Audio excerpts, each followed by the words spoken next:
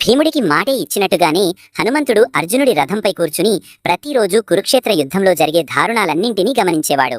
17వ రోజు విజృంభించిన కర్ణుడి బాణాల వర్షం దాటికి శ్రీకృష్ణుడి కవచం ఊడిపోవడంతో కర్ణుడు వేచిన కొన్ని బాణాలు శ్రీకృష్ణుడి శరీరానికి గుచ్చుకున్నాయి.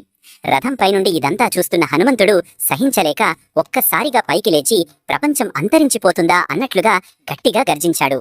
ఆ గర్జన దాటికి యుద్ధాన్ని ఆపేసి కర్ణార్జునుల యుద్ధాన్ని చూస్తున్న ఇరు సైన్యాలు చెల్లాచెదురైపోయాయి. కోపంగా తన వైపే చూస్తున్న హనుమంతుడిని చూసి కర్ణుడు మోకాళ్లపై నిలబడి హనుమంతుడికి నమస్కరించాడు. వెంటనే శ్రీకృష్ణుడు పైకి లేచి హనుమంతుడి భుజంపై చెయ్యి వేసి, హనుమా, ఇది త్రేతాయుగం కాదు కాబట్టి నీ కోపానికి ఇది సమయం కాదు. నువ్వు ఇంకొన్ని క్షణాలు ఇలాగే కర్ణుడిని చూస్తే నీ చూపుకే కర్ణుడు చనిపోతాడు. కాబట్టి వెళ్లి కూర్చో అని చెప్పడంతో హనుమంతుడు అలిగిన చిన్న పిల్లాడిలా శ్రీకృష్ణుడి వైపు చూస్తూ వారు మాట్లాడకుండా వెళ్లి రథంపై కూర్చున్నాడు.